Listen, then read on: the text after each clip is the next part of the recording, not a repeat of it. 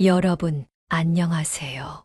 오늘은 올해로 72세가 되신 안영희 할머니의 사연을 준비했습니다. 몇 년 전까지 안씨 할머니는 강원도 어느 조용한 바닷가 마을에 살고 있었습니다.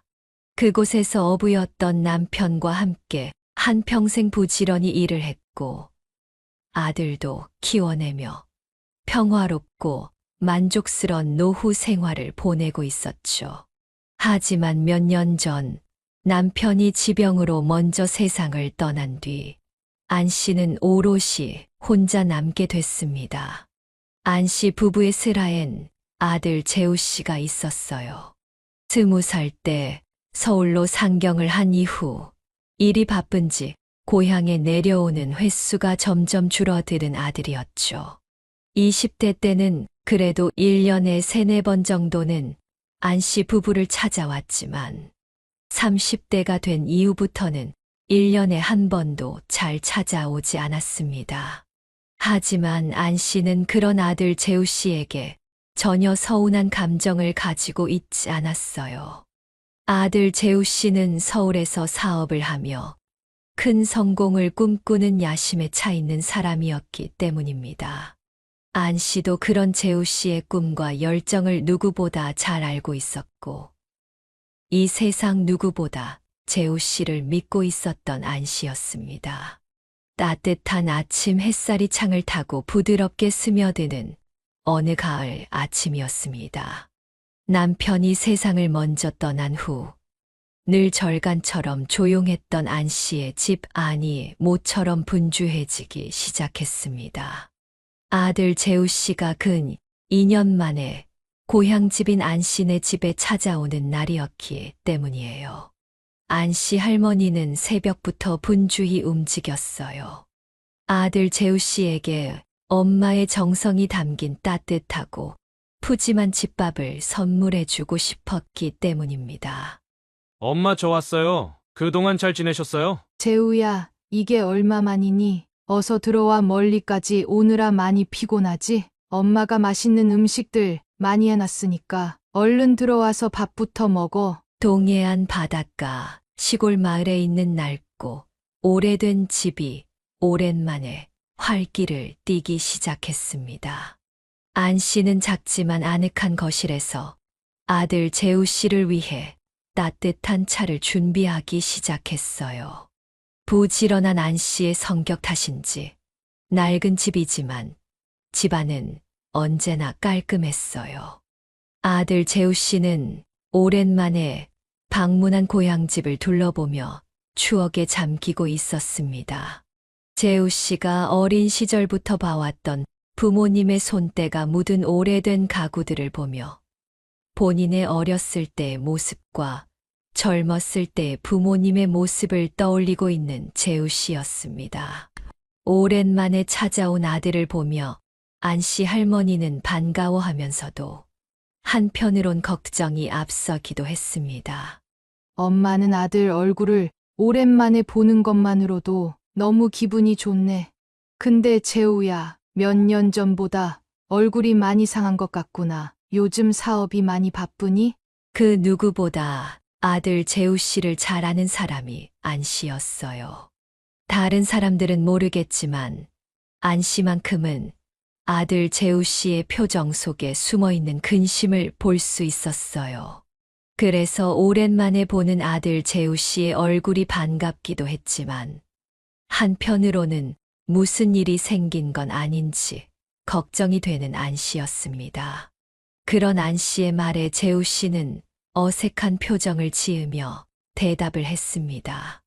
네, 엄마. 요즘 정말 하루하루가 정신이 없어요. 신경 쓸 일이 많아서 몸은 피곤하긴 한데 그래도 사업이 잘 돼가고 있어서 마음은 즐거워요. 안 씨가 준비한 따뜻한 차를 마시며 둘은 대화를 이어나갔습니다. 강원도 동해안 바닷가는 어느 순간 예고도 없이 겨울이 찾아오곤 합니다.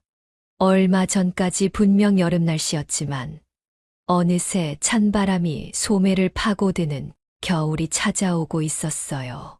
그런 서늘하고 추운 날씨에 안 씨가 준비한 따뜻한 차는 마치 재우 씨를 생각하는 안 씨의 따뜻한 마음처럼 재우 씨의 몸과 마음을 녹여주고 있었죠. 재우 씨는 오랜만에 방문한 고향집을 둘러보며 말했습니다. 엄마, 그래도 생각보다 집은 잘 관리하고 계신 것 같네요. 집이 오래돼서 혼자 계시는 엄마가 걱정이 많이 됐거든요. 큰 문제는 없으셨어요? 본인을 걱정해주는 아들 재우 씨의 말에 안 씨는 조용히 웃으며 대답했습니다. 혼자 사는데 별로 불편한 점은 없어. 그래도 이 집에서 너희 아빠랑 결혼도 하고 너희도 키우고 했는데 내가 잘 돌보고 관리해야지. 재우 너가 일이 바빠서 자주 내려오진 못해도 엄마는 잘 지내고 있으니 걱정 안 해도 돼. 안 씨의 말을 들은 아들 재우 씨는 살짝 안타까운 표정을 지었습니다. 하지만 왜인지 그 표정 속에선 왠지 모를 어색함이 느껴졌어요. 마치 인위적으로 지어낸 표정인 것처럼요. 그래도 주택은 오래되면 점점 손볼 곳이 많아지잖아요. 집에 남자라도 한 명 있으면 이것저것 고장난 것들도 고치고 집도 손보면서 살 수 있는데 엄마 혼자 사신다고 하니 어쩔 수 없이 걱정이 되나 봐요. 그나저나 혼자 사신 지 10년이 다 돼가는데 외롭진 않으세요? 아버지도 안 계시고. 아들 재우 씨의 말에 안 씨는 잠시 멈칫했습니다. 먼저 세상을 떠나간 남편의 빈자리를 애써 외면하고 있었지만 사실 여전히 안 씨의 마음 속엔 늘 외로움과 먼저 떠나간 남편에 대한 그리움이 자리 잡고 있었기 때문이에요. 벌써 10년이나 됐구나. 사실 너희 아빠 생각이 안 나는 날이 없어. 집안 곳곳에 여전히 흔적들도 남아있고 동네 어디를 가도 너희 아빠랑 함께 했던 추억들이 묻어 있으니깐 말이야. 그래도 엄마는 꿋꿋하게 잘 살고 있어. 봄이면 마당에 피어있는 꽃들과 이야기도 나누고 가을이면 맑게 개인 하늘과 끝없이 펼쳐진 바다를 멍하니 바라보기도 하면서 말이야. 소소한 일상을 얘기하고 있던 안 씨였지만 아들 재우 씨는 무슨 이유에서인지 긴장을 한 듯 소매를 자꾸 만지작거리고 있었습니다. 그리고 안 씨의 이야기가 끝나자 이내 숨겨왔던 본론을 이야기하기 시작했어요. 몇 년 만에 서울에서 고향 동해안까지 내려온 이유이기도 했죠. 엄마, 제가 이번에 정말 좋은 제안을 받았어요. 지금까지 사업을 하며 고생했던 걸 드디어 꽃 피울 수 있는 기회를 얻었거든요. 사람이 살면서 인생의 기회가 3번 온다고 하는데 제 인생에도 드디어 그런 기회가 오나 봐요. 그런데 사실 자금이 좀 부족해요. 안 씨는 적지 않은 충격을 받았습니다. 아들 재우 씨가 2년 만에 고향에 내려온 이유가 지금 이 이야기를 하기 위해서였다는 생각에 서운한 감정을 숨기기 어려웠어요. 안 씨는 차를 마시며 한동안 생각에 잠기더니 고심 끝에 대답을 했습니다. 사업 자금이 부족하다고? 은행에서 대출은 안 받았어? 보통 자금이 부족하면 은행에서 대출 받아서 사업을 운영해 나가는 거 아니야? 대출은 이미 받을 수 있는 만큼 받았어요. 은행에서는 더 이상 못 빌려준다고 하는데 그렇다고 사채를 쓸 수도 없어서요. 그래서 엄마한테 부탁 한번 드리려고 찾아왔어요. 이번에 한 번만 도와주시면 정말 성공할 수 있어요. 정말 자신 있어요. 안 씨가 한숨을 크게 내쉬며 대답했습니다.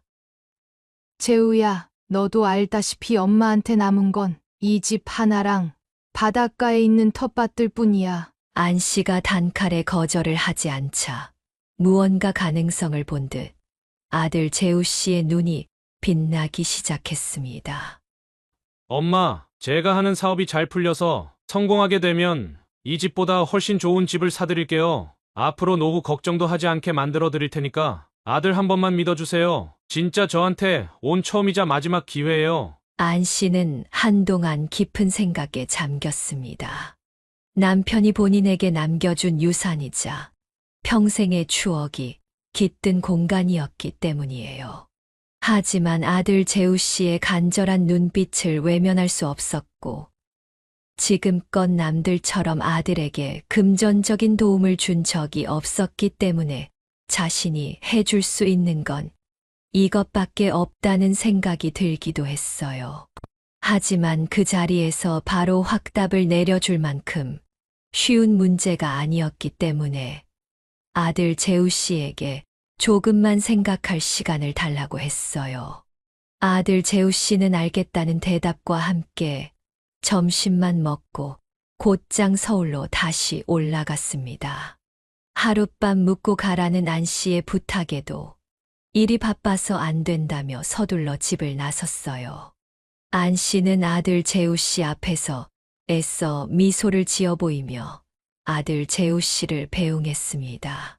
그날 밤 안 씨는 깊은 고민에 빠져 잠을 이루지 못하고 뒤척이고 있었습니다. 아들을 위한 선택이라곤 하지만 마음속 깊은 곳에서 이유 모를 불안감이 엄습했기 때문이에요. 남편의 사진을 보며 안 씨의 결정이 올바른 결정인지 물어봤지만 고요한 방 안엔 정적만이 흐르고 있었습니다. 그렇게 봄이 찾아오고 무더웠던 여름도 끝이 나고 다시 찬바람이 부는 가을이 찾아왔어요. 안 씨가 오랫동안 정들었던 고향을 떠나 서울에 있는 아들 재우 씨의 집에 머문 지도 어느덧 1년이란 시간이 흘렀습니다. 낯선 도심 속 아들 재우 씨의 아파트는 넓고 깨끗했지만 안 씨에겐 그 전에 살던 낡고 오래된 고향집이 더 아늑하고 마음 편하게 느껴졌습니다. 아들 재우 씨는 정말 밤낮 없이 바빴고 텅 빈 집에 안 씨 혼자 있는 시간들이 대부분이었어요. 바쁜 재우 씨가 사업에 전념할 수 있도록 안 씨가 모든 집안일을 도맡아 했고 손주 아이니를 돌보는 것도 오로지 안 씨의 몫이었습니다. 젊었을 때야 모르겠지만 나이가 70이 넘어 손주 아이니를 돌보며 청소와 빨래, 그리고 식사 준비까지 안 씨가 도맡아 하는 건 보통 중노동이 아니었어요. 그리고 도심 중앙에 위치한 비싼 아파트라고 하지만 안 씨는 나날이 외롭고 소외되는 느낌을 받고 있었습니다. 창밖을 바라봐도 높은 고층 빌딩과 삭막한 아파트 풍경뿐이었습니다. 집을 나서면 곧장 눈앞에 펼쳐지는 넓디 넓은 바다가 그리웠고 매일같이 맡았던 바다 냄새가 그리운 안 씨였죠. 아들 재우 씨의 사업을 도와주고 아들의 인생에 도움이 될 수 있단 생각에 기쁜 마음도 가지고 있었던 안 씨였지만 시간이 점점 지나며 본인의 결정에 회의감이 들고 있던 안 씨였습니다. 그날도 아들 재우 씨는 밤 11시가 다 되어서야 집에 들어왔습니다. 안 씨는 손주 아이니를 재워놓고 아들 재우 씨가 집에 들어오기만을 기다리고 있었습니다. 마음속으로 벼르고 벼러왔던 이야기들을 해야 할 것 같았기 때문입니다. 아들 재우 씨가 현관문을 열고 들어오자 안 씨는 그동안 마음속으로만 담고 있던 이야기를 꺼냈습니다. 재우야, 오늘은 엄마랑 이야기 좀 하자꾸나. 엄마, 저 지금은 너무 피곤한데 내일 일어나서 이야기하면 안 될까요? 재우 씨의 말을 들은 안 씨가 단호한 목소리로 대답했습니다. 잠시면 되니까 이리 와서 앉아봐. 안 씨의 단호한 목소리를 들은 재우 씨는 방으로 들어가려던 발걸음을 되돌려 안 씨가 앉은 식탁에 마주 앉았습니다. 알겠어요. 무슨 일이길래 그러세요? 재우야, 내가 평생 살았던 집이랑 텃밭들까지 팔아서 네가 사업하는데 보태줬어.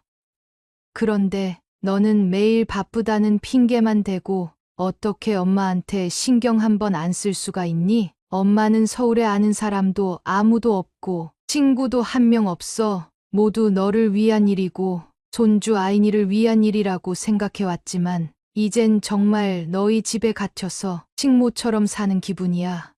엄마, 제가 엄마를 외면하고 싶어서 그러는 게 아니에요. 저도 항상 고마운 마음을 가지고 살죠. 지금 제가 하는 사업이 딱 문턱에 걸려 있어요. 이 문턱만 넘으면 사업도 안정화가 되고 엄마랑도 시간을 보낼 수 있고 아이니도 제가 직접 챙길 수 있어요. 진짜 조금만 기다려주세요. 푸념을 늘어놓으며 다시 방으로 들어가는 아들 재우 씨의 뒷모습을 보며 안 씨는 마음속에서 올라오는 깊은 외로움을 느꼈습니다.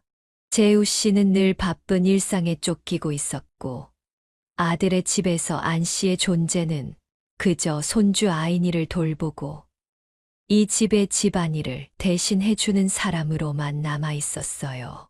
그런 외로운 아들 집에서 밤마다 잠들기 전 안 씨는 조용히 휴대폰으로 남편의 사진만 바라볼 뿐이었습니다. 오갈고 넘는 본인의 신세가 처량하게만 느껴지는 어느 가을밤이었습니다. 그러던 어느 날 저녁이었습니다. 안 씨는 손주 아이니가 잠에 들자 장을 보러 근처 마트에 다녀오던 길이었습니다.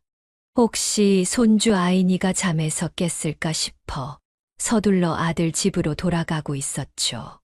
횡단보고 앞으론 차들이 줄을 지어 신호에 멈춰 서 있었고 저녁 노을이 길게 밤하늘에 드리워져 있었습니다. 나이가 들어서 그런지 손에 든 장바구니가 유독 무겁게 느껴졌던 안 씨였어요. 멍하니 지나가는 사람들과 차를 바라보고 있던 안 씨 눈에 익숙한 사람이 눈에 들어왔습니다. 바로 안 씨의 아들 재우 씨였어요. 긴가민가 했던 안 씨는 눈에 힘을 주고 자세히 들여다봤습니다. 차 안에 있던 운전자는 바로 자신의 아들 재우였어요. 길에서 아들을 본 게 무슨 대수냐 할 수 있겠지만 안 씨가 그토록 놀랄 수밖에 없었던 이유가 있었습니다. 운전석 너머 조수석에 웬 젊은 여자가 앉아 있었거든요. 아들 재우 씨와 그 젊은 여자는 무엇이 그렇게 즐거운지 웃음이 끊이질 않았어요. 그리고 그런 재우 씨를 빤히 쳐다보던 안 씨는 재우 씨와 눈이 마주쳤습니다. 분명 안 씨를 본 재우 씨였지만 안 씨를 본 채만 채하며 조수석에 앉은 젊은 여자와 대화를 이어나가는 재우 씨였습니다. 그 두 사람의 대화는 들리지 않았지만 그 둘의 표정과 몸짓만 봐도 즐거운 분위기를 느낄 수 있었죠. 그리고 아들 재우 씨가 차를 바꾼 것도 알게 됐습니다. 차에 대해 잘 알지 못하는 안 씨 할머니가 봐도 정말 비싸 보이고 고급스러워 보이는 새 차였습니다. 안 씨의 마음은 순간 복잡해지기 시작했습니다. 아들 재우 씨가 여자를 만난다는 사실 때문은 아니었어요. 솔직히 아이까지 딸린 아들 재우 씨가 다시 여자를 만난다는 건 듣던 중 반가운 소식이었고 이혼을 하고 아이까지 딸린 아들 재우 씨를 사랑해주는 조수석에 앉아있는 젊은 여자의 이해심에 고마운 마음이 들기도 했죠. 하지만 한편으로는 그동안 바쁘다는 핑계로 자신을 외면했던 아들한테 괘씸한 마음이 들기도 했습니다. 바쁘다는 핑계로 모든 집안 살림, 그리고 손주 아이니를 돌보는 일까지 본인한테 맡겨놓고 고급스런 외제차를 사서 여자친구와 시간을 보내고 있다는 사실에 큰 배신감이 몰려왔어요. 여자친구한테 쓰는 시간의 10분의 1만 안 씨 자신한테 쓸 순 없는지. 그게 아니라면 이른이 넘은 나이에 손주 육아와 집안 살림까지 도맡아 하는 안 씨를 도와줄 수는 없는 건지 깊은 배신감과 슬픔이 안 씨를 그 자리에 얼어붙게 만들었습니다. 깊은 혼란감에 주변의 소음은 점점 옅어지고 세상이 조용히 안 씨를 감싸고 있었습니다. 아들 재우 씨는 그날 밤 집에 들어오지 않았고 다음 날 새벽이 돼서야 집에 들어왔어요. 뜬 눈으로 밤을 지새고 있던 안 씨에게 재우 씨는 현관문을 들어오자마자 말을 건넸습니다. 엄마, 안 그래도 제가 엄마한테 말씀을 드리려고 했는데요. 저 사랑하는 사람이 생겼어요. 제가 먼저 소개를 시켜드렸어야 했는데 어제 엄마랑 길에서 만나게 될 줄은 몰랐네요. 재우야, 넌 어떻게 엄마를 보고 인사도 안 하고 본체만 채하고 그냥 갈 수가 있어? 엄마가 너한테 그런 존재야? 제가 일부러 그런 건 아니고요. 저희는 차 안에서 신호를 받고 있었고 엄마는 횡단보고 앞에 서 계셨으니까요. 신호가 바뀌면 바로 출발해야 하는데 차에서 내릴 수도 없고 해서 어제는 인사를 못 드렸어요. 변명을 늘어놓는 아들 재우 씨였지만 안 씨의 마음은 여전히 무겁게만 느껴졌습니다. 그런 안 씨의 표정을 빤히 쳐다보면 재우 씨는 무슨 이유에서인지 표정에서 묘한 긴장감이 보였습니다. 안 씨에게는 익숙한 아들의 표정이었어요. 안 씨의 고향집에 내려와 사업 자금을 도와달라고 얘기를 꺼내기 직전 재우 씨가 지었던 표정과 똑같은 표정이었죠. 뭔가 안 씨에게 숨기고 있는 게 있다고 확신을 하고 있는 안 씨였지만 그게 무엇인지는 알 방법이 없었습니다. 내일 괜찮으시면 엄마한테 지혜 씨를 좀 소개시켜드리고 싶어요. 내일 저녁에 저희랑 같이 저녁 드시는 거 어떠세요? 재우야, 우선 여자친구가 생겼다니 정말 축하해. 그리고 같이 저녁 먹자고 초대해 주는 것도 고마워. 그런데 왜 엄마한테 이제야 말하는 거니? 너랑 같은 집에 살면서도 한 번도 여자친구가 생겼단 얘기를 들어본 적이 없었는데. 죄송해요. 제가 바쁘기도 했고 타이밍이 맞지 않아서 늦었지만 내일 엄마한테 소개시켜드릴게요. 지혜 씨 보시면 엄마도 정말 마음에 들어 하실 거예요. 아들이 다시 사귀는 사람이 생겼다는 사실은 너무 축하해 줄 만한 일이지만 안 씨는 한편으로는 아들 재우 씨가 걱정되기도 했습니다. 이미 한 번 결혼 생활에 실패해서 큰 상처를 받았던 재우 씨가 두 번 상처를 받질 않았으면 했거든요. 하지만 이미 이혼을 하고 자식까지 딸린 재우 씨에게 그렇게 선택의 폭이 넓지 않다는 현실 또한 잘 알고 있는 안 씨였습니다. 그리고 지혜 씨를 처음 만나게 된 날, 다시 한번 안 씨는 묘한 혼란스러움에 빠져들었습니다. 어딘가 큰 결점은 없어 보였지만 말로 설명할 수 없는 쎄한 느낌을 받았거든요. 하지만 그건 어디까지나 안 씨가 느끼는 주관적인 느낌일 뿐이어서 입 밖으로 꺼낼 수는 없었어요. 만약 아들 재우 씨가 어떤 점 때문에 그렇게 느끼냐 물어보면 대답할 말이 없었거든요. 그냥 안 씨가 평생을 살아오면서 얻게 된 느낌일 뿐이니까요. 하지만 안 씨의 그런 느낌은 꽤나 정확도가 높았고 살면서 이상한 사람을 미리 걸러내는데 효과적이었어요. 그래서 안 씨는 더욱 불안해졌습니다. 지혜 씨한테서 풍기는 알 수 없는 쎄한 느낌. 그 느낌이 틀리기만을 바랄 뿐이었죠. 아들 재우 씨가 안 씨에게 지혜 씨를 소개시켜주고 난 후 재우 씨와 지혜 씨는 결혼 준비로 바쁜 나날들을 보내고 있었습니다. 아들 재우 씨로부터 지혜 씨를 처음 소개받은 자리 이후론 지혜 씨를 한 번도 못 봤던 안 씨였지만 그렇다고 아쉬울 것도 없다고 생각했어요. 왠지 모를 쎄하고 꺼림칙한 느낌이 안 씨로부터 지혜 씨를 멀어지게 만들고 있었거든요. 그러던 어느 날이었습니다. 아들 재우 씨가 안 씨에게 내일 지혜와 같이 나들이를 가자 먼저 제안을 했습니다. 그리고 재우 씨한테 어머니를 모시고 같이 나들이를 가자고 먼저 얘기를 꺼낸 게 지혜 씨라는 사실도 알게 됐죠. 지혜 씨한테 너무 고마운 감정이 들면서도 처음 지혜 씨를 봤을 때부터 근거 없이 안 좋게 생각했던 것 같아 미안한 마음이 들기도 한 안 씨였습니다. 며느리 될 아이가 본인을 이렇게 챙기는데 이유 없이 며느리를 멀리하고 있었던 건 아닌가 하는 반성을 하고 있던 안 씨였죠. 지혜 씨가 아들 재우 씨에게 이런 말을 했다고 하더군요. 어머니께서 집에서 아이니만 돌보고 있고 서울에 친구분들도 없으니 많이 답답하실 것 같다며 예쁜 경치도 구경하고 맛있는 음식도 먹고 오자면서요. 아들 재우 씨의 집에서 손주 아이니를 돌보고 집안일을 하며 매일 쳇바퀴처럼 반복되는 삶만 살고 있던 안 씨에게 한 가지 목표가 생겼습니다. 지혜 씨를 자신의 며느리로 받아들이고 고부 갈등 없이 며느리 지혜 씨와 아름답고 행복한 미래를 만들고 싶은 욕심이 생긴 거죠.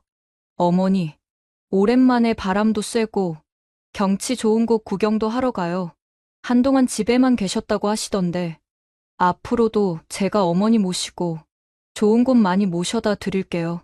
순간 안 씨는 새로운 가족 지혜와 함께 나들이를 간다는 생각에 마음이 설레기 시작했습니다. 남편이 먼저 세상을 떠나고 재우 씨가 서울로 상경하면서부터는 가족끼리 나들이하는 친구들을 속으로 부러워할 수밖에 없었습니다. 어릴 적 안 씨와 남편의 손을 잡고 설레는 표정으로 솜사탕을 건네봤던 어린 재우 씨의 표정도 떠오르고 신나는 마음을 주체 못해 차 안에서 쉬지 않고 즐겁게 떠들어대던 재우 씨의 모습도 떠올랐습니다. 지혜야, 이렇게 엄마 생각도 다 해주고 너무 고마워. 오늘 점심은 엄마가 살 테니까 너희가 먹고 싶은 거 먹으러 가면 돼. 아니에요. 저희가 어떻게 어머니한테 얻어먹을 수 있겠어요. 저희도 어머니랑 같이 시간 보내고 싶어서 같이 나들이 가는 거니까 정말 부담 가지실 거 하나도 없어요. 안 그래요, 재우 씨?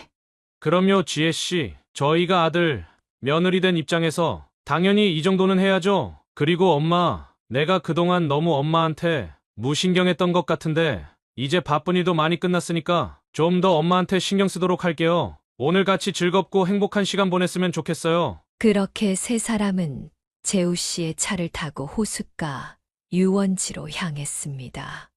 안 씨는 모처럼의 나들이라는 생각에 기대감에 부풀어 있었고 차 밖으로 보이는 풍경 속으로 빠져들고 있었어요. 그렇게 차는 멈추지 않고 한참을 달렸어요. 생각보다 멀리 가는 것 같아 너무 집에 늦게 돌아오게 되는 건 아닌가. 돌아오는 길이 조금 걱정이 됐지만 그런 걱정은 잠시 접어두고 오늘 이 순간을 즐기고 싶은 안 씨였습니다. 하지만 아들 재우 씨의 차가 멈춘 곳은 안 씨가 생각지도 못한 장소였습니다. 안 씨 일행은 어느 깊은 산속에 위치한 큼지막한 건물 앞에 멈춰섰어요. 아니, 재우야, 오늘 호숫가에 있는 유원지에 간다고 안 했어? 근데 왜 이런 산속에 차를 세우는 거니? 운전하는 게 피곤해서 잠시 쉬었다 가려는 거야? 아니요, 저희는 그냥 갈 건데 어머니는 여기서 좀 쉬시면 돼요. 지금 그게 무슨 소리니?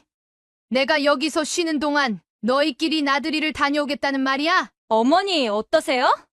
이곳이 좀 마음에 드세요? 앞으로 쭉 지내셔야 할 곳인데 어머니 마음에 드셨으면 좋겠어요. 여기 주위에 한번 구경해보세요. 경치도 좋고 새소리도 들리고 정말 자연 속에서 노후를 잘 보내실 수 있으실 것 같지 않으세요? 어머니께서 여기에 계셔주시면 저희도 자주 찾아뵐게요. 그곳은 호숫가 유원지가 아닌 산속 요양원이었고 아들 며느리와 함께하는 나들이가 아닌 현대판 고려장이었습니다. 안 씨는 큰 충격에 휩싸여 말없이 멍하니 아들과 며느리의 얼굴만 바라볼 뿐이었습니다. 아들의 말도 며느리의 말도 새들이 지저귀는 소리마저 아무것도 귀에 들어오지 않는 안 씨였습니다. 나들이 간다더니 나보고 여기서 살아라고? 왜? 내가 뭘 잘못했다고 이런 벌을 받아야 하는 거지? 라는 생각만이 안 씨의 머릿속을 가득 채울 뿐이었습니다. 이내 정신을 차린 안 씨는 흐느끼며 말했습니다. 재우야, 지혜야, 여기는 요양원이잖아? 엄마가 뭘 잘못했다고 엄마를 이 외딴 산속에 버리는 거야? 안 씨의 말에 재우 씨는 바로 대답을 하지 못한 채 한동안 먼 하늘만 쳐다보다 입술을 깨물며 대답을 했습니다. 엄마, 저도 어쩔 수 없어요. 지혜 씨가 저랑 결혼을 하면 저희 집에 들어오기로 했거든요. 제가 사업이 조금씩 풀리고 있긴 해도 아직 집을 하나 더 살 형편까진 안 돼요. 그런데 저는 지혜 씨를 놓치고 싶지 않아요. 도저히 엄마랑은 한 집에 살 수 없다고 하니 저도 어쩔 수 없다고요. 부디 제 마음을 이해해 주세요. 그 말을 들은 안 씨는 어떤 말을 해봤자 아들을 말리지 못할 것 같았습니다. 천하의 몹쓸 아들이 내뱉는 말을 들으며 그동안 자신이 아들을 위해 헌신해온 시간이 무의미하게 느껴질 뿐이었어요. 지금 와서 후회해봤자 시간을 돌릴 수 없다는 것도 잘 알고 있는 안 씨였습니다. 손주를 돌보고 집안일을 도맡아 했던 것도 모두 아들에게 이용당한 것이었다는 걸 뼈저리게 느끼고 있었지만 돌이킬 수 없는 후회 가득한 과거일 뿐이었죠. 재우야, 너 어떻게 엄마를 이렇게 버릴 수가 있어? 지혜가 너한테 그렇게 하라고 시킨 거야? 지혜가 너한테 뭐라고 했길래 엄마한테 이런 몹쓸 행동을 하는 거니? 엄마가 제 사정을 누구보다 잘 아시잖아요. 전 한 번 이혼도 했고 아이까지 달려 있어요. 그런 제가 어디 가서 지혜 씨 같은 여자를 만날 수 있겠어요. 지혜 씨처럼 어리고 예쁜 여자가 절 좋아해 주는데 그런 지혜 씨를 포기할 순 없다고요. 넓은 마음으로 아들의 결정을 이해해 주셨으면 해요. 지혜야, 이 엄마가 너한테 뭘 잘못했다고 그러니? 그러지 말고 한 번만 다시 생각해봐. 같이 살게 되더라도 엄마가 너한테 피해 끼치는 일은 없을 거야. 아니요, 어머니. 저는 제 피 안 섞인 이한이 하나만 해도 벅차요. 그런데 그 집에 이한이도 있는데 어머니까지 모시면서 같이 살 순 없어요. 저는 재우 씨를 사랑하는 거지. 이한이랑 어머니를 사랑하는 건 아니니까요. 그날 이후로 안 씨는 결국 요양원에서 생활하게 됐습니다. 처음엔 모든 것이 낯설고 자식에게 버림받았다는 생각에 죽을 만큼 힘들고 괴로운 안 씨였습니다. 외딴 곳에 고립된 느낌에 슬픔이 가득했지만 조금씩 시간이 흐르면서 그곳에 먼저 와 있던 다른 사람들과 이야기도 나누며 외로움을 달래보려 애쓰고 있었어요. 다른 할머니, 할아버지들은 한두 달에 한 번씩은 꼭 자식들이 찾아와 맛있는 음식도 먹고 즐겁게 이야기를 나누는데 안 씨 혼자만 찾아오는 자식도 없이 너무나도 외로운 시간들을 보내고 있었습니다. 면회를 온 가족들과 즐거운 시간을 보내는 할머니, 할아버지들을 보고 있을 때면 안 씨 마음 속 깊은 곳에선 늘 서글픈 감정만 맴돌았습니다. 그동안 아들 재우 씨를 위해 안 씨의 모든 것을 바쳤지만 그 결과는 결국 이렇게 외딴 곳에 혼자 버려지는 것이었으니까요. 나이가 들수록 시간은 더욱 빠르게 흘러가는 것처럼 느껴집니다. 안 씨가 어느새 요양원에서 지낸 지도 만 1년이 지나 있었어요. 안 씨는 요양원 생활에 어느 정도 적응해 있었지만 여전히 마음 한구석엔 아들에 대한 원망과 안타까운 마음이 남아 있었습니다. 그러던 어느 토요일 아침이었어요. 안 씨에게 면회객이 왔다는 소식을 들었습니다. 안 씨는 깜짝 놀라 누가 찾아왔는지 물어봤어요. 안 씨가 이곳에 있다는 걸 아는 건 아들과 며느리뿐인데 그들이 본인을 찾아오리라곤 생각도 못했거든요. 1년 만에 만난 아들 재우 씨는 안 씨를 마주보며 근심 가득하고 불안한 표정을 짓고 있었습니다. 엄마, 제가 정말 엄마한테 이렇게까진 하고 싶지 않았거든요. 여자한테 홀려서 엄마를 버렸던 것도 너무 후회하고 있는데 이런 소식까지 전해드리게 돼서 정말 죄송해요. 제 사업이 다시 어려워졌어요. 아주 많이요. 앞으로 요양원 비용을 내드리지 못할 것 같아요. 정말 죄송하지만 이젠 여기서도 나가주셔야 할 것 같아요. 이런 말씀 전해드리게 돼서 정말 죄송해요. 드디어 올 것이 왔다고 생각한 안 씨였어요. 부모를 한 번 버린 자식이 두 번 버리지 못하는 법은 없다는 걸 잘 알고 있는 안 씨였습니다. 이미 모든 것을 예상하고 있었다는 듯 재우 씨의 예상과는 달리 전혀 표정이 흔들리지 않는 안 씨였어요. 그리고 안 씨는 무엇인가 결심을 한 듯 한참 동안 눈을 질끔 감았다 떴습니다. 안 씨도 정말 아들한테 이렇게까진 하고 싶지 않았으니깐요. 그리고 사업이 망해서 찾아온 아들한테는 더더욱 이렇게까지 하고 싶지 않았죠. 하지만 이 요양원에서까지 나가라고 하면 안 씨한테는 정말 죽으라는 소리이니 더 이상 안 씨도 어쩔 수 없었습니다. 궁지에 몰리면 쥐도 고양이를 무는 법이죠.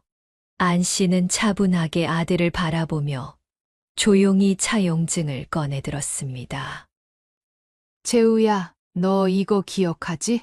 엄마가 평생 살던 집이랑 바닷가에 있던 텃밭을 팔고 너한테 사업자금 줬을 때 작성했던 차용증이야. 사업이 망해서 왔다는 너한테 이렇게까지 하고 싶진 않지만 내 몫은 내가 알아서 챙겨야 할 것 같아. 엄마가 여기서 나가면 어디 발붙일 보금자리는 마련하고 나가야 하지 않겠어? 비장의 카드를 꺼내든 안 씨였지만 놀랍게도 재우 씨는 너무나도 태연했습니다.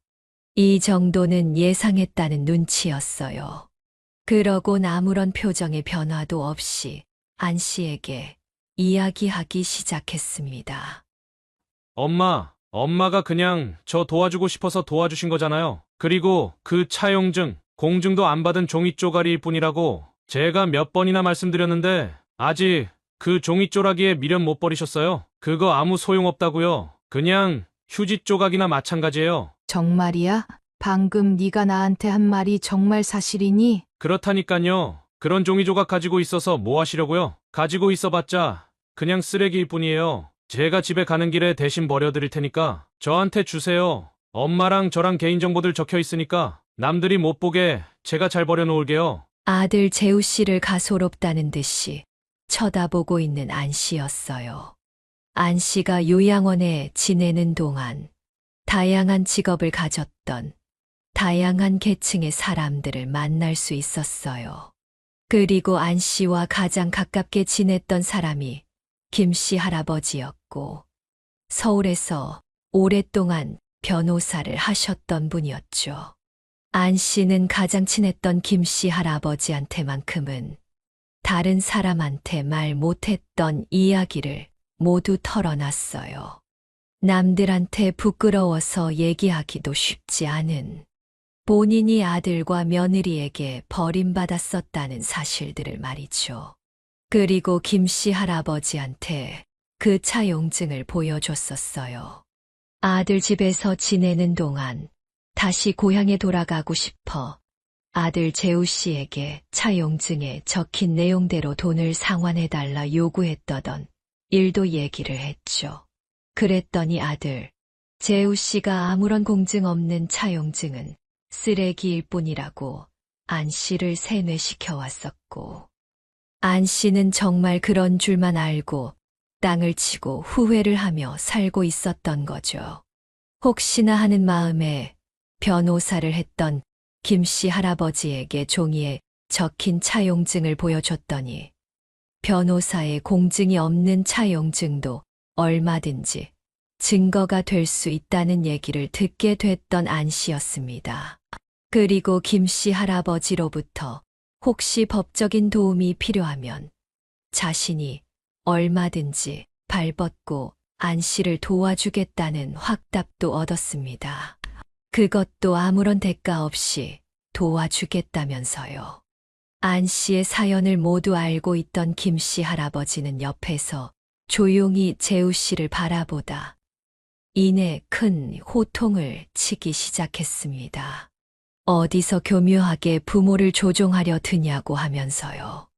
안 씨한테 저 할아버지는 누구냐 묻던 재우 씨는 김 씨 할아버지가 건네준 명함을 보곤 그 자리에서 무릎을 꿇고 말았습니다.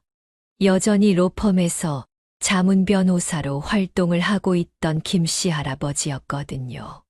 엄마, 제발 한 번만 살려주세요. 사업이 망하고 나니 지혜도 저를 그냥 떠나가 버렸어요. 지혜는 저를 좋아했던 게 아니라 제가 벌어오는 돈을 좋아했던 거였어요. 그리고 사업이 어려워지기 시작하니 여기저기서 빚 독촉을 하는데 지금 엄마마저 저한테 돈을 가져가시면 저한테는 정말 죽으라는 얘기밖에 안 돼요. 제가 이때까지 너무 어리석었어요. 제발 용서해 주세요. 엄마한테 빌린 돈 언젠가는 꼭 갚을 테니까 몇 년만 시간을 주세요. 안 씨는 차분히 아들 재우 씨를 바라보며 흔들림 없이 이야기를 이어나갔습니다.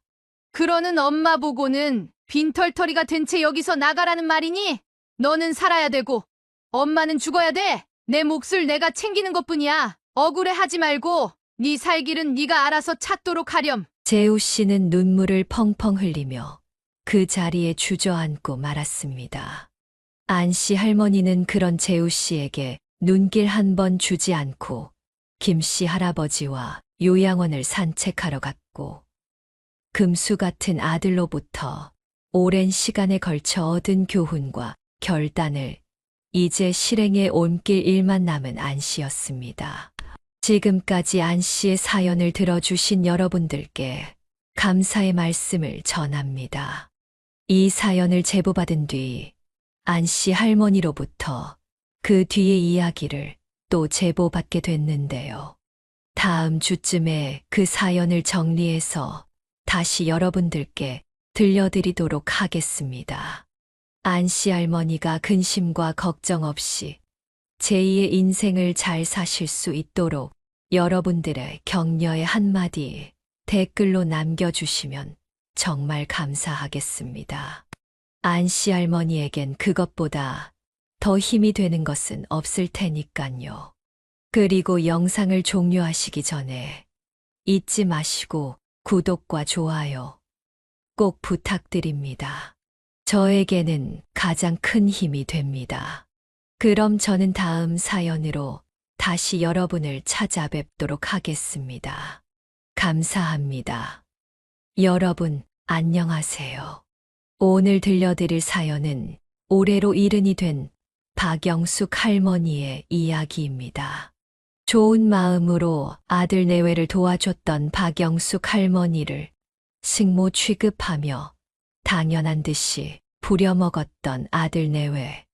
그리고 그런 아들 내외를 그냥 두고만 볼 수 없었던 박영숙 할머니의 기막힌 복수. 지금부터 한번 들러주실래요?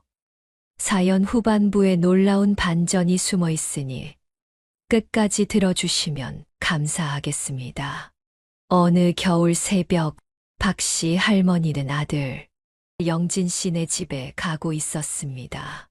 매일 아침 박 씨 할머니에게 주어진 숙제를 해야 하기 때문입니다. 나이 70에 무슨 숙제냐고요? 바로 박 씨의 손자 지안이를 돌봐주러 가야 하거든요. 아침에 눈을 뜨자마자 아들네 집으로 출근을 한 지 어느덧 1년 가까운 시간이 흘렀습니다. 아들 영진 씨와 며느리 수빈 씨는 맞벌이를 하고 있었기 때문에 아이를 돌봐줄 사람이 필요했습니다. 아직 유치원에 보내기엔 지안이의 나이가 어리기도 했고 아들 영진 씨는 형편상 보모를 부를 수도 없었죠.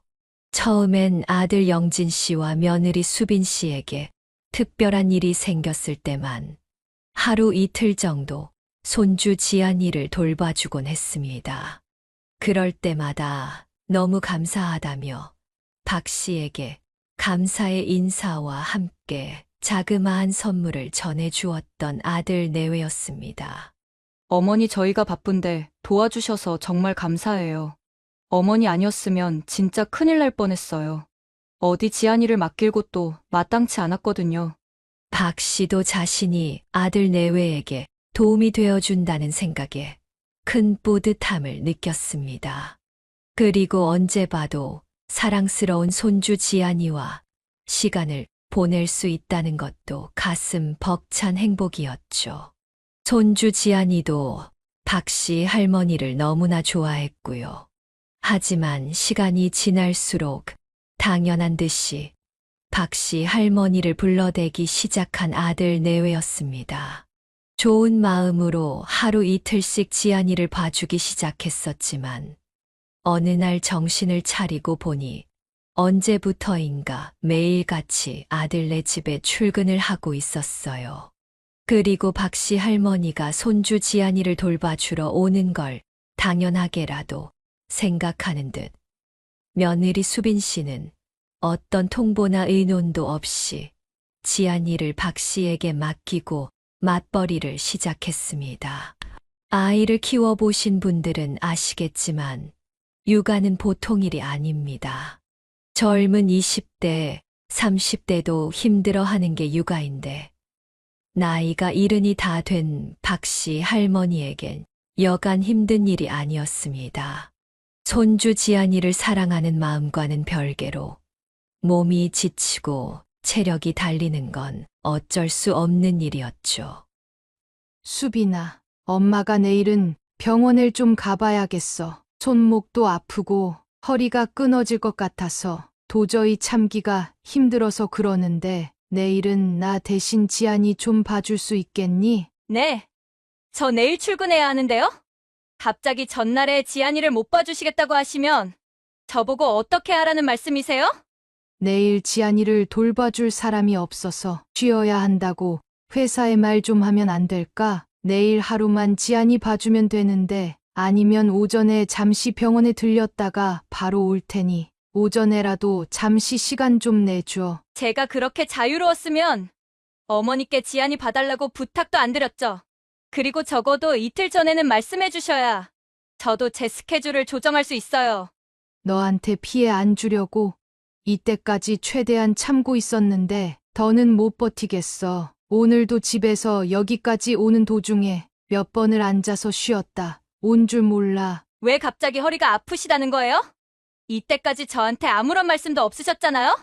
그거야 너희들이 혹시 걱정할까봐 굳이 얘기 안 하고 있었던 거지. 너희들한테 말을 안 하고 있어서 그렇지. 허리 아픈지는 한참 됐어. 어떻게 된 게 박 씨와 며느리의 위치가 정반대가 되어 있었습니다. 며느리 수빈 씨가 박 씨에게 손주 지안이 좀 봐달라 부탁을 해야 하는 게 분명 맞는 건데 박 씨가 쩔쩔매며 수빈 씨에게 부탁을 하고 있었으니깐요. 처음엔 분명 좋은 마음에 손자 지안이를 매일같이 돌봐주고 있었던 박 씨였고 신세를 지고 있던 건 며느리 수빈 씨였죠. 하지만 이런 박 씨의 도움을 언젠가부터 당연하게 생각하고 있던 며느리 수빈 씨였습니다. 그리고 하다 이젠 박 씨가 수빈 씨의 허락을 받지 않으면 마음대로 쉴 수도 없는 상황이 돼버렸죠. 그래도 영진 씨와 수빈 씨의 입장도 있고 상황이 있으니 개인적인 약속이 생기면 항상 일주일 전에 미리 얘기를 했던 박 씨였습니다. 그리고 그 약속도 두세 달에 한 번 있을까 말까 한 정도였고요.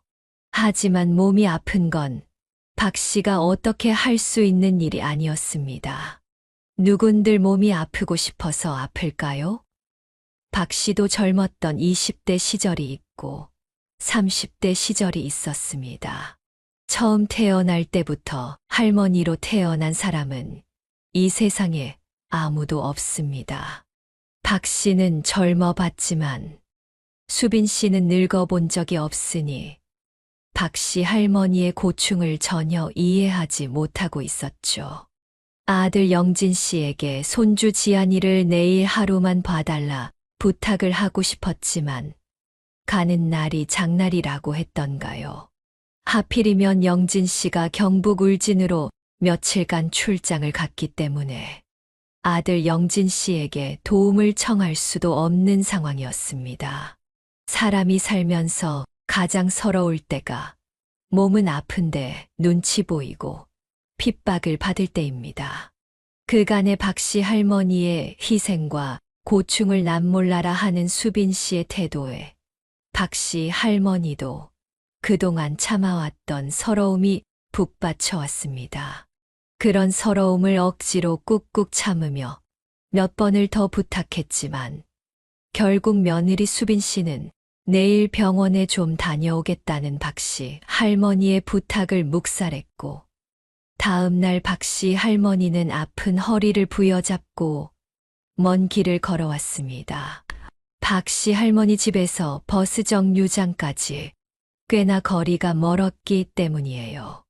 박씨는 박씨의 집에서 아들 영진 씨네 집까지 오는 동안 몇 번이나 제자리에 주저앉아 아픈 허리를 부여잡았고 길가의 전봇대에 기대어 몇 번이나 숨을 골랐는지 모릅니다.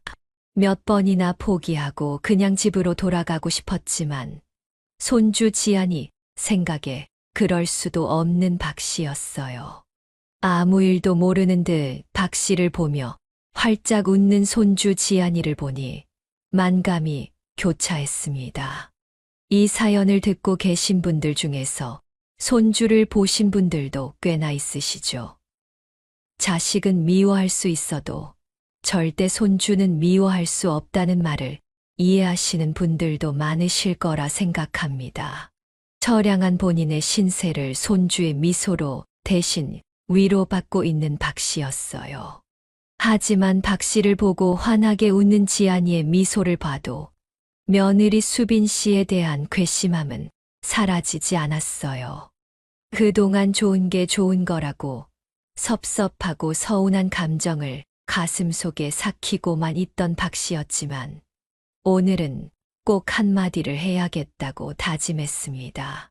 시어머니와 며느리 사이지만 너무 잘해주려고만 하니 오히려 본인을 만만하게 보는 게 아닌가 하는 생각마저 들었던 박씨였기 때문입니다. 수빈아, 너 엄마랑 얘기 좀 하게. 이리 앉아보렴. 네? 무슨 일이세요? 너는 내가 지안이를 돌봐주는 걸 감사하게 생각하긴 하는 거니?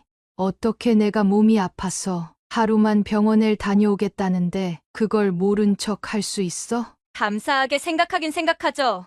근데 저도 회사에 출근을 해야 하는데 어쩔 수 없는 거 아니겠어요? 저도 일을 해야 지안이 분유값이라도 벌죠. 내가 다른 약속이 있어서 빠진 것도 아니고 몸이 아프다는데 그것도 이해를 못 해줘? 너 만약 지안이가 어디 아프더라도 모른 척하고 회사에 나갈 거니? 나한테만 맡겨놓고 지안이가 아프든 말든 모른 척 할 거냐 이 말이야. 지안이가 아프면 당연히 회사에 휴가 내고 지안이가 괜찮은지 확인하러 가겠죠. 근데 지안이랑 어머니는 경우가 다르잖아요. 지안이는 고작 해야 이제 2살이고 보살펴줄 사람이 필요한데 어머니는 성인이시잖아요. 지안이랑 어머니랑 같아요? 뭐라고? 나는 사람도 아니야? 그동안 참아왔던 감정이 금방이라도 폭발할 것만 같았던 박씨였습니다. 마음 같아선 정말 며느리에게 소리라도 시원하게 질러버리고 싶었지만 똘망똘망한 눈으로 박씨와 수빈 씨를 지켜보고 있는 지안이가 눈에 들어와 차마 그러지도 못했죠. 속이 부글부글 끓고 있었지만 크게 심호흡을 하며 감정을 추스르고 있던 박씨였습니다. 박씨는 금방이라도 터지려는 화를 겨우 누그러뜨리고 차분히 이야기를 이어나갔습니다. 수빈아, 그러면 꼭 이 엄마가 지안이를 돌봐줘야 한다는 그런 법이라도 있어? 나는 어디까지나 영진이랑 너를 도와주고 있는 거야. 아니 어머니, 그러면 지금 억지로 지안이를 돌봐주고 있었다는 말이세요? 어떻게 자기 손주 돌보는 일을 그렇게 생각하실 수 있어요? 지안이가 싫다는 게 아니라 자식을 돌보는 건 원래 너희 일이고 할머니 된 입장에서는 어디까지나 너희를 도와주고 있다는 말이잖아. 그러면 사돈댁은 왜 한 번도 지안이를 돌보러 오시지 않는 거니? 사돈댁은 지안이를 손주로 생각하시지 않는 거야? 그야 저희 부모님께서는 아직 일을 하고 계시잖아요. 일을 하는 분들을 불러다가 손주 좀 돌보라고 할 수도 없잖아요. 바깥 사돈 말고 안 사돈은 집에서 쉬시고 계시잖아. 지안이가 내 손주고 너희들을 도와주고 싶어서 그동안 아무 말 없이 묵묵히 참고 지냈는데 나도 이젠 할 말을 좀 해야겠어. 내일은 어떤 일이 있어도 병원에 가봐야 하니깐 안 사돈을 부르든 네가 회사를 쉬든 알아서 해. 하고 싶은 말이 너무 많았던 박 씨였지만 차마 마음속에 있는 이야기를 모두 꺼내진 못했던 박 씨였습니다. 너무 속 좁은 시어머니처럼 보일까 걱정이 되기도 했고 며느리 수빈 씨와 더 얘기해봤자 말이 안 통할 게 불보듯 뻔해 보였기 때문이죠. 더 얘기해봐야 싸움만 일어날 것 같다고 생각한 박 씨는 아들 영진 씨가 출장에서 돌아오기만을 기다렸습니다. 아들 영진 씨만큼은 본인의 심정을 이해해 주리라 믿었던 박 씨였습니다. 이틀 뒤 금요일 저녁이었습니다. 출장에서 돌아온 영진 씨는 그간 있었던 일을 수빈 씨로부터 듣게 됐습니다. 수빈 씨의 이야기를 들은 영진 씨는 큰 혼란에 휩싸였습니다. 박 씨가 지안이를 돌봐주지 않아 수빈 씨가 큰 곤란을 겪었다는 이야기를 듣게 된 거죠. 영진 씨는 곧장 박 씨에게 전화를 걸어 자초지종을 물어봤습니다. 엄마, 조금 전에 집에 도착해서 수빈이한테 이야기를 들었는데요. 도대체 어떻게 된 일이에요? 엄마가 갑자기 지안이 돌봐주러 아침에 안 오셔서 수빈이가 회사에서 엄청 곤란을 겪었다고 하던데 사실이에요? 영진아, 엄마가 아무리 그래도 아무 말도 없이 안 갔겠니? 너랑 수빈이랑 직장 생활도 잘하고 밖에서도 인정받는 걸 누구보다 바라는 사람이 이 엄마야. 수빈이가 너한테 어떻게 말했는지는 모르겠지만 엄마도 정말 할 만큼 했어. 그럼 미리 수빈이한테 얘기는 하셨다는 거예요? 며칠 전에 이야기하셨는데요. 본인에게 불리한 얘기는 쏙 빼놓고 마치 전적으로 박 씨가 잘못한 것처럼 영진 씨에게 이야기를 했던 수빈 씨였습니다. 사전에 아무런 말도 없이 갑자기 연락이 두절된 것처럼 말이죠. 박 씨는 깊은 환멸을 느꼈습니다. 1년 넘게 아픈 몸을 이끌고 매일같이 손주 지안이를 돌봐줬더니 돌아오는 건 비난과 손가락질밖에 없었으니깐요. 그래도 아들이라면 본인을 이해해 주겠지 생각했던 박 씨의 생각은 완전히 빗나가 버렸습니다. 엄마가 그 전날에도 병원에 좀 다녀와야겠다고 하루만 지안이를 돌봐달라고 했는데 그것도 안 된다더구나. 엄마가 너희 집까지 가는 동안 몇 번이나 허리를 부여잡고 눈물을 흘린 줄 아니? 지난 1년 동안 한 번이라도 아침에 엄마를 데리러 와본 적이 있어? 저희도 아침에 출근 준비해야 하는데 어떻게 아침에 엄마를 모시러 가겠어요? 난 너희들보다 훨씬 일찍 집에서 나오는데 그것도 못 해준다는 말이야? 그날도 수빈이가 무조건 다음날 지안이 돌보러 와야 한다 해서 아픈 몸을 이끌고 억지로 나갔어. 정말 허리가 끊어질 것만 같더구나. 그래서 그 다음날은 꼭 하루 쉬어야 하겠다고 미리 얘기를 했는데도 안 된다고 하니 엄마 보고 어쩌라는 거니? 그래도 엄마가 아니면 누가 지안이를 돌봐주겠어요? 저도 출장 가서 집에 없었고 수빈이도 회사 일이 바빠서 안 된다고 하는데 그래도 엄마가 조금 희생해 주셔야죠. 뭐라고? 희생이라고 했어? 그런 일방적인 희생이 어딨어? 내가 수빈이 보고 왜 안사돈은 한 번도 지안이를 돌봐주러 안 오냐고 했더니 왜 아무 말도 없는 거니? 사돈댁이 엄마 집보다 훨씬 너희 집에서 가깝잖아. 그런데도 어떻게 한 번을 안 올 수가 있어? 어디 같이 놀러 갈 때만 자기 손주고 돌봐주는 건 전부 엄마 일이야. 아니 그건 지안이는 엄마 친손주고 장모님한테는 외손주잖아요. 그러니까 엄마가 좀 봐주는 게 맞는 거죠. 제가 수빈이한테 얼마나 혼났는 줄 알아요? 앞으로는 이런 일 안 생기게 조심 좀 해주세요. 참을 만큼 참은 박 씨였고 인내심의 한계를 느끼고 있는 박 씨였습니다. 박 씨는 앞으로 조심해달라는 어처구니 없는 아들의 말에 대꾸도 하지 않은 채 전화를 끊었습니다. 나에겐 친손주고 안사돈한테는 외손주라니. 요즘 시대가 어느 시대인데 그렇게 구시대적인 생각을 할 수 있을까요? 분명 영진 씨도 속으론 그렇게 생각을 안 했겠지만 급한 대로 둘러댄 변명인 게 뻔했죠.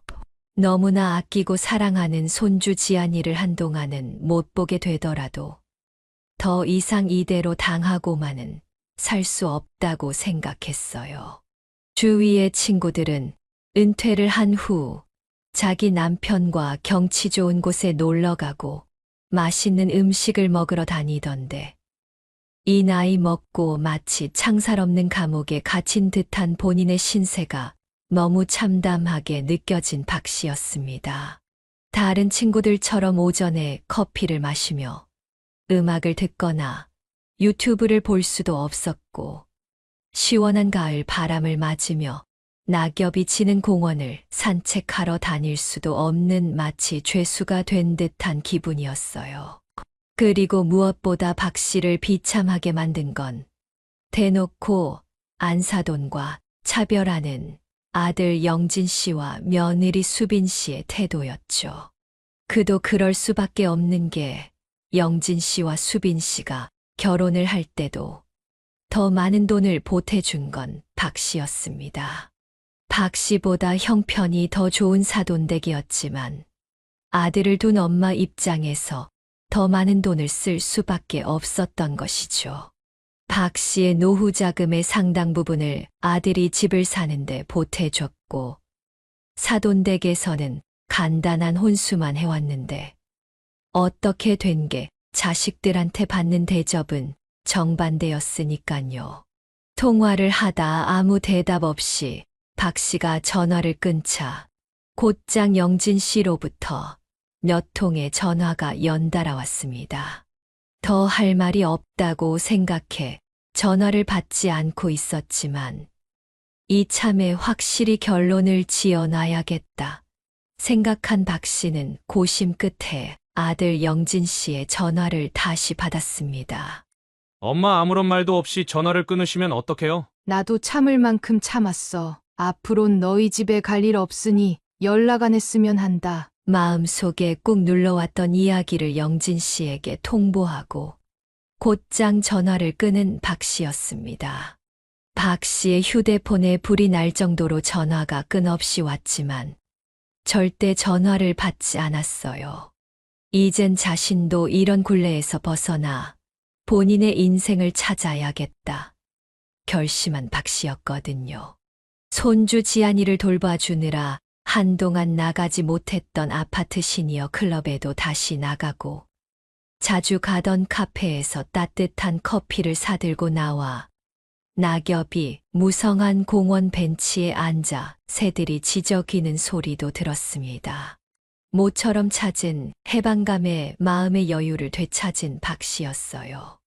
오랜만에 아파트 시니어 클럽에 가니 반가운 얼굴들이 박 씨를 반겨줬습니다. 한동안 안 보이길래 무슨 큰일이라도 생긴 건가 걱정을 했다며 오랜만에 찾아온 박 씨를 둘러싸고 다들 안부를 물어봤죠.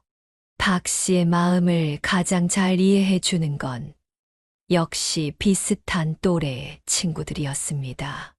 20대, 30대를 앉혀놓고 이런 박 씨의 고충을 이야기해봤자 이해해 줄 리 만무하니깐요.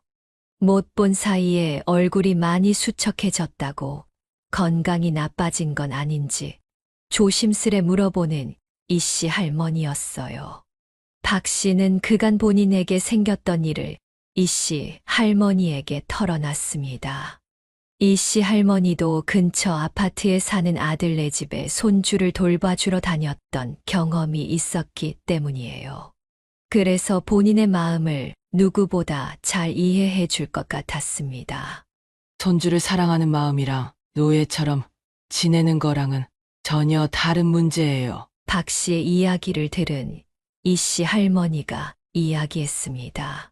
그러면 자식들이 손주 좀 돌봐달라고 할 때 이 씨 할머니는 어떻게 하셨어요? 제가 거절을 잘 못하는 성격이라 그런지 1년 넘게 손주 돌봐주는 일에만 묶여 살았거든요. 본인의 심정을 이해해주는 사람이 나타나자 박 씨 할머니의 목소리가 떨리기 시작했습니다. 아들과 며느리 그 누구 하나 본인의 수고와 노고를 알아주지 않아서 남몰래 가슴속으로만 눈물을 흘려왔던 박 씨였기 때문이죠. 왠지 이 씨 할머니라면 이런 자신의 고통에 잘 공감해주고 현명한 대답을 내려줄 수 있을 것만 같았습니다. 호의가 계속되면 권리인 줄 안다라는 말 들어보셨어요? 너무 당연한 듯이 도와주기만 하면 진짜 당연한 일이 되어버린다고요. 박 씨의 인생과 자식들의 인생을 분리할 줄 아셔야 해요. 박 씨는 어디까지나 도와주는 입장이지 손주를 양육하는 책임은 아들과 며느리한테 있는 거니까요. 그리고 요즘 그런 부탁을 들어도 남몰라라 하는 할머니들이 얼마나 많은데요. 순간 박 씨는 어지러웠던 머릿속이 맑아지는 듯한 기분을 느꼈습니다. 그동안 안개 속에 가려있던 머릿속이 정리되는 듯한 느낌을 받았죠. 그리고 큰 안도감 또한 느꼈습니다. 더 이상 손주 지안이를 돌봐주지 않을 거라고 아들 영진 씨한테 통보를 하고 난 후 알 수 없는 죄책감에 시달려왔기 때문이에요. 너무 내 입장만 생각하고 부모로서의 도리를 못하고 있는 것이 아닌가. 혹은 손주 지안이에게 할머니로서의 역할을 다 못하고 있는 것이 아닌가 하는 불안감이 엄습하기도 했었고요. 하지만 이 씨 할머니의 이야기를 들으니 용기를 낼 수 있었습니다. 누구보다 자신의 삶을 먼저 신경 쓰고 챙길 용기, 그리고 아들 영진 씨와 며느리 수빈 씨도 어른이고 손주 지안이의 부모이니 그들 스스로 해결 방법을 찾아야 한다고 떳떳하게 말할 수 있는 용기를 얻게 됐어요. 그리고 박 씨만 아들과 며느리한테 미안한 감정을 느끼고 있을 이유가 없다는 것도 깨달았습니다. 안사돈처럼 남몰라라 하는 사람도 있는데 본인만 혼자 괴로워하고 있을 이유가 없었던 거죠. 사실 그 후로 박 씨와 아들네 사이엔 알 수 없는 거리감이 생긴 건 분명한 사실이었어요. 박 씨가 잘못한 것은 없지만 그런 박 씨를 탐탁치 않게 생각했던 아들과 며느리였거든요. 더 이상 박 씨의 안부를 물어보지도 않았고 마치 남남이 된 듯 서로의 삶을 살아가게 됐어요. 박 씨는 그동안 못 만났던 사람들도 만나고 안 좋았던 허리도 꾸준히 치료를 받았습니다. 젊을 때처럼 쌩쌩해진 건 아니지만 적어도 매일같이 아들네 집에 출근할 때보단 훨씬 상태가 좋아졌죠. 몸이 괜찮아지니 정신적인 여유도 같이 따라오더군요. 예민해져서 쉽게 짜증을 내곤 했던 성격도 너그럽고 여유로워졌어요. 예전 같으면 쉽게 짜증을 낼 만한 일도 웃어 넘길 수 있는 마음의 여유도 얻게 된 거죠. 그리고 앞으로 남은 인생을 즐겁게 살 수 있는 취미 생활도 찾았습니다. 집 근처 문화센터에서 기타를 배우게 됐거든요. 결혼을 하고 손에 쥐어볼 여유조차 없어서 그동안 잊고 지냈던 기타였어요. 비록 많은 세월이 지났지만 여전히 몸은 기억하고 있는 듯 했어요. 처음 며칠간은 손가락도 굳었고 오랜만에 만지는 기타가 낯설었지만 어느새 젊었을 때처럼 기타 선율을 연주하고 있는 자신을 발견하게 됐죠. 그렇게 박 씨는 소소하지만 행복한 일상을 되찾았습니다. 그러던 어느 날이었습니다. 정말 오랜만에 아들 영진 씨로부터 전화가 왔습니다. 손주 지안이를 돌봐주러 나가지 않은 이후부터 전화 한 통 없었던 아들 영진 씨를 괘씸하게 생각했던 박 씨였지만 막상 아들이 전화가 오니 왠지 모르게 반가운 기분이 들었습니다. 부모과 자식 사이는 정말 어쩔 수 없구나 생각이 들었어요. 미워할래야 미워하기가 쉽지 않은 게 부모와 자식 관계니깐요. 엄마, 잘 지내고 계세요? 영진아, 정말 오랜만이구나. 너는 잘 지내니? 몸은 건강하지? 네, 저야 늘 잘 지내죠. 허리 아프신 건 좀 어떠세요? 일주일에 한 번씩은 병원에 가서 주사도 맞고 물리치료도 받고 하니깐 많이 괜찮아졌어. 이제 일상생활하는데 큰 지장은 없거든. 수빈이랑 지안이도 잘 지내지? 평화롭고 행복한 본인의 일상생활에 큰 만족을 하며 지내고 있던 박 씨였지만 늘 손주 지안이가 생각나곤 했던 박 씨였어요.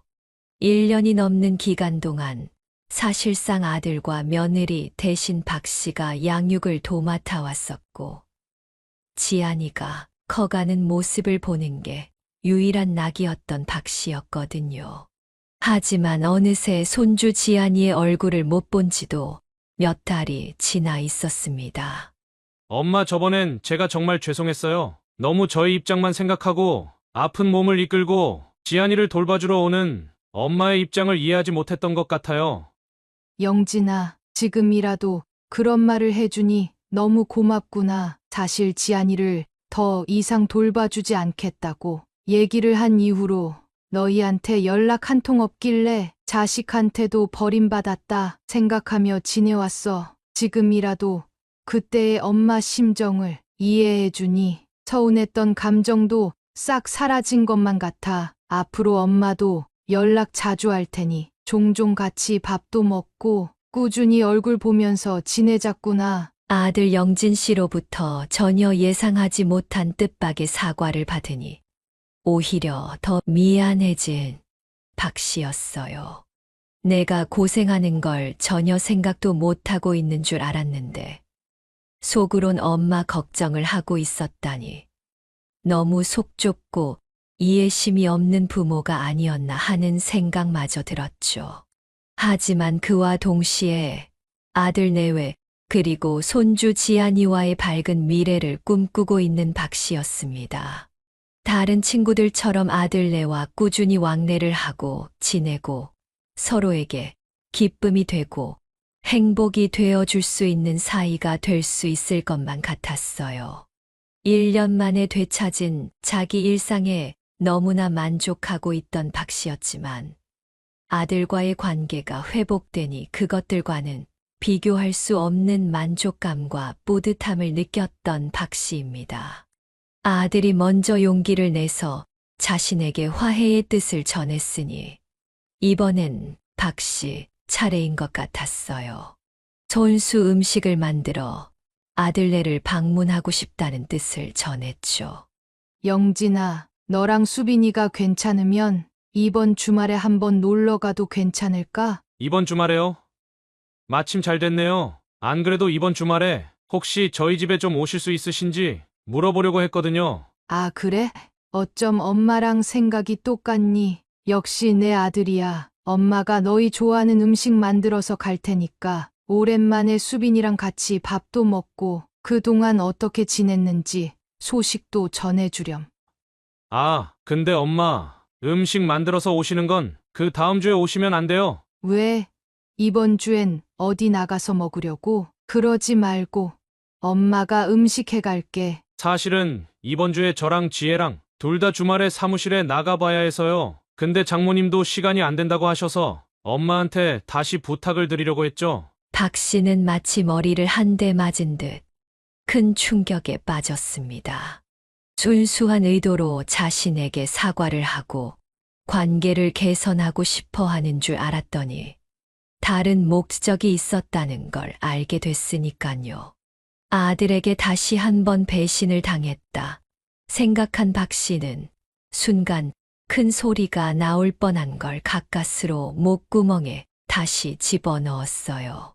이번에 아들과 관계가 틀어지면 정말 다시는 아들을 못 볼 수도 있다는 생각이 머릿속을 스쳐 지나갔기 때문이에요. 손주 지안이도 마찬가지고요.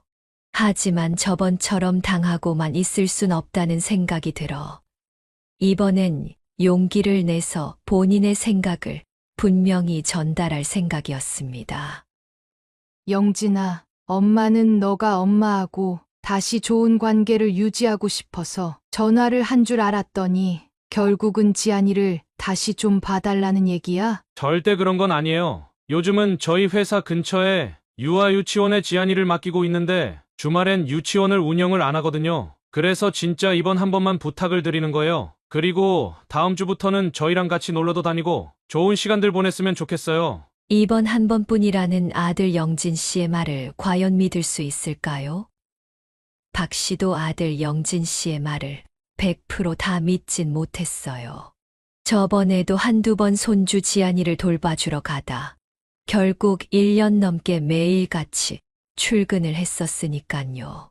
그래도 이번엔 자신이 있는 박 씨였어요.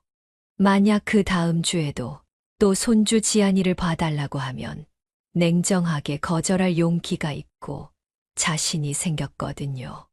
그리고 몇 달 만에 아들네 집에 가서 손주 지안이를 돌보는 거니 하루쯤이야 괜찮을 거라 생각했죠. 매일 가면 창살 없는 감옥이 따로 없겠지만 몇 달에 한 번 정도야 손주 지안이와 놀아준다 생각하며 시간을 보낼 수 있을 것 같았죠. 속는 셈 치고 이번 한 번만 더 도와주기로 마음을 먹었습니다. 몇 달 만에 보는 손주 지안이는 정말 몰라볼 정도로 자라 있었어요. 그리고 손주 지안이의 얼굴 위로 아들 영진 씨의 어릴 적 모습이 겹쳐 보였어요. 영진이도 이럴 때가 있었는데 어느새 결혼도 하고 손주도 낳았구나 싶어서 옛 추억들을 회상하기도 했고 박 씨가 얼마나 좋은지 조금도 박 씨 품에서 안 벗어나려는 지안이를 보니 가슴 깊은 곳에서 무언가 따뜻한 마음이 느껴지는 것 같았어요. 지안이의 눈을 바라보고 있으면 마치 그 눈빛 속으로 빨려 들어갈 것만 같았고 지안이를 위해서라면 뭐든 해줄 수 있을 것만 같았어요. 그리고 앞으론 어떻게든 아들네와 좋은 관계를 유지해서 틈틈이라도 손주 지안이와 함께 시간을 보내고 싶단 생각을 하는 박 씨였습니다. 그날 저녁 아들 내외는 생각보다 늦게 집에 들어왔어요.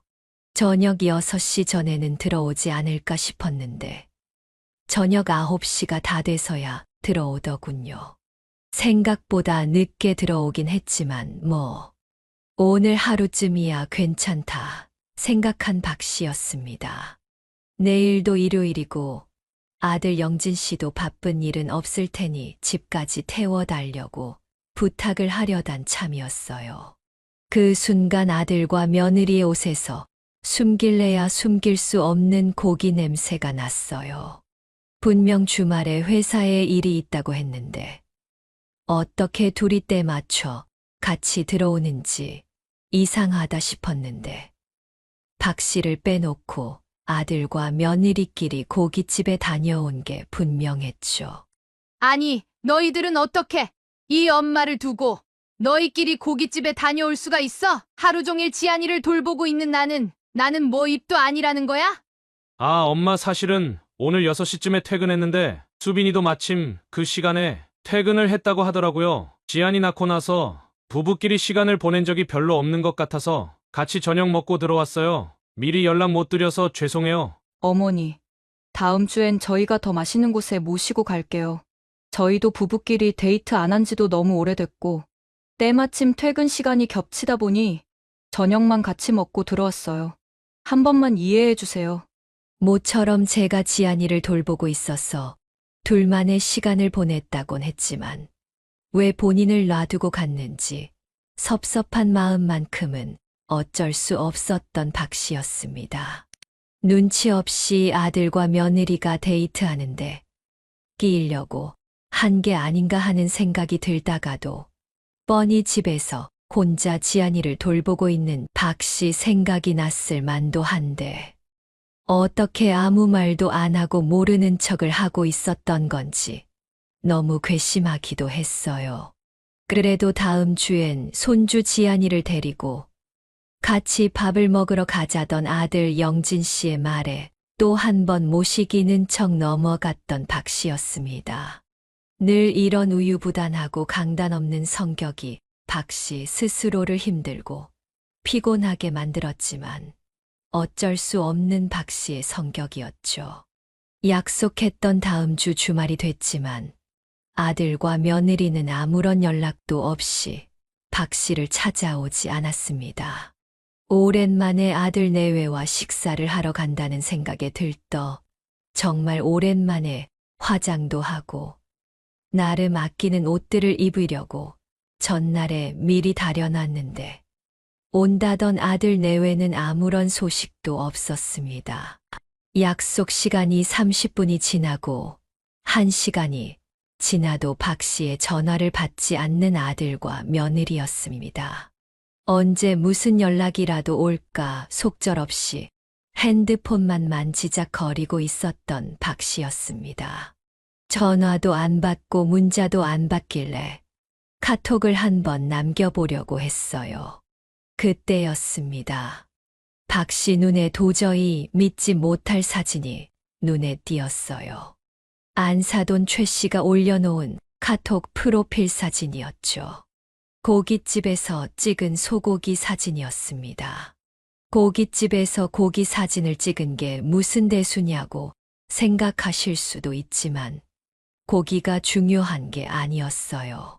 안사돈 최 씨가 찍은 고기 사진의 끄트머리에 아들과 며느리의 손이 같이 찍혀 있었던 것입니다. 그리고 그 손에 끼고 있는 결혼반지도 분명 아들이 끼고 다니던 결혼반지가 분명했고요. 그리고 사진 속 수저 포장지에 고깃집 상호가 보였습니다. 더는 가만히 있을 수가 없었던 박 씨였어요. 아무리 인내심 좋고 사람 좋은 박 씨지만 박 씨에게도 한계라는 것이 있기 마련입니다. 박 씨는 곧장 택시를 잡고 사진 속 고깃집으로 달려갔습니다. 그리고 창가 자리에 앉아 하하호호 웃으며 맛있게 소고기를 먹고 있던 아들 내외와 안사돈 최 씨를 발견했습니다. 너희 지금 뭐 하는 거야? 오늘 나랑 약속 잡아놓고 여기서 뭐 하냐고? 내가 혼자 집에서 얼마나 기다린 줄 알아? 어떻게 아무런 연락도 없이 사람을 집에서 기다리게 만들고 안사돈이랑 고기를 먹고 있을 수 있어? 아니, 엄마, 여긴 어떻게 알고 오셨어요? 야, 김영진, 내가 네 엄마야? 날 엄마라고 생각이나 하니?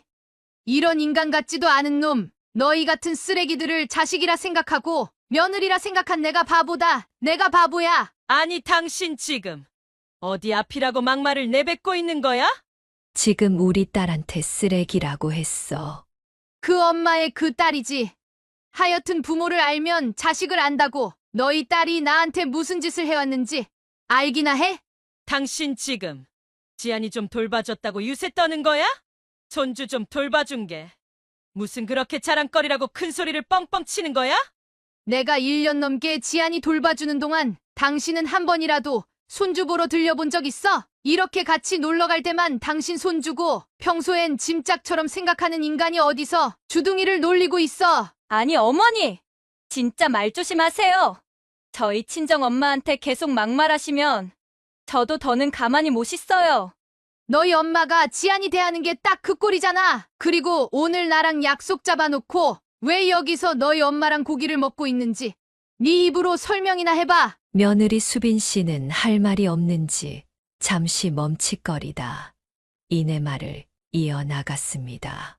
절대 시모 앞에서 해서는 안 될 말이고 사람이라면 꺼내선 안 될 이야기들이지만 수빈 씨는 거리낌이 없었습니다. 자신이 박 씨한테 했던 짓들은 기억도 못하고 당장 눈앞에서 자기 친정엄마가 박 씨에게 모욕을 당했다 생각하고 있었거든요. 어머니께서는 지안이 좀 돌봐주신 게 다지만 친정엄마는 매달 생활비로 쓰라며 돈을 보태주셨다고요. 그럼 어머니가 저희 입장이라면 누굴 모시고 가겠어요? 너 지금 말 다 했어?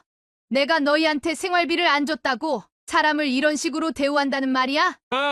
엄마, 수빈이 말도 맞긴 맞잖아요. 저희한테 매달 100만 원은 넘게 도와주시는데 저희가 장모님부터 챙기고 엄마를 챙기는 게 순서잖아요. 너희가 정말 그렇게 생각한다고 하더라도 왜 하필 오늘 고기를 먹고 있는 거야? 나랑 약속을 잡지를 말던가. 나랑 약속을 잡아놓고 왜 사돈이랑 고기를 먹고 있냐고. 오늘 엄마 모시러 가려고 했는데 장모님이 전화가 오셨다고요. 장모님도 고기가 드시고 싶다는데 제가 어떡해요? 지금 저희한텐 매달 들어오는 생활비 100만 원이 얼마나 큰 줄 알아요? 그것도 이해 못 해주세요. 안 그래도 엄마한테 오늘 못 갈 것 같다고 연락드리려던 참이었다고요. 내가 너희 집 살 때 돈만 안 보태줬어도 나도 너희한테 생활비 정도는 줄 수 있었어. 내가 너희 도와준 건 기억도 못하고 어떻게 너희 장모가 도와주는 것만 기억을 하니?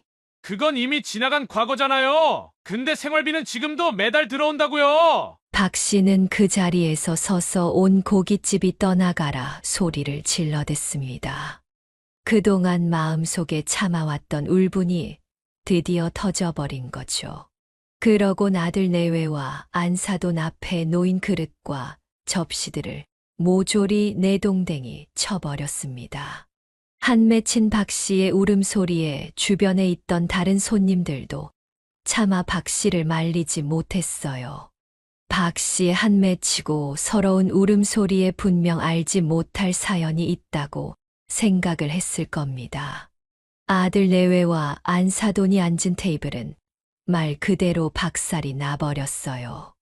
눈이 뒤집힌 박 씨는 울부짖으며 손에 잡히는 대로 아들 내외와 안사돈에게 집어던졌습니다. 얼마 후 경찰이 찾아왔고 박 씨와 아들 내외 그리고 안사돈을 각각 떼어놓고 어떻게 된 연유인지 물어보더군요. 경찰 앞에선 사실을 얘기하기 부끄러웠는지 아들 내외는 아무런 말도 못하고 고개를 숙이고 멍하니 서 있기만 할 뿐이었습니다.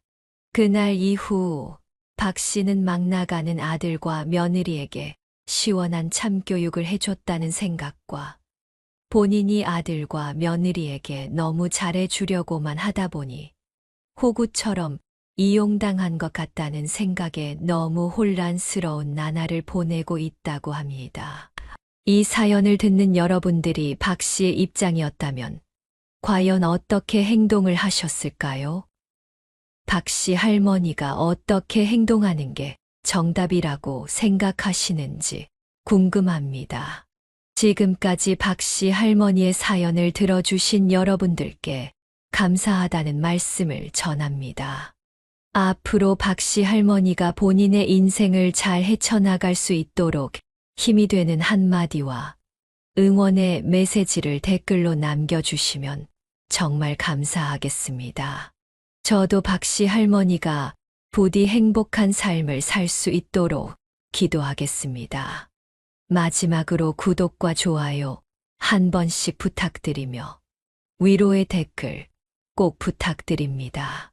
감사합니다.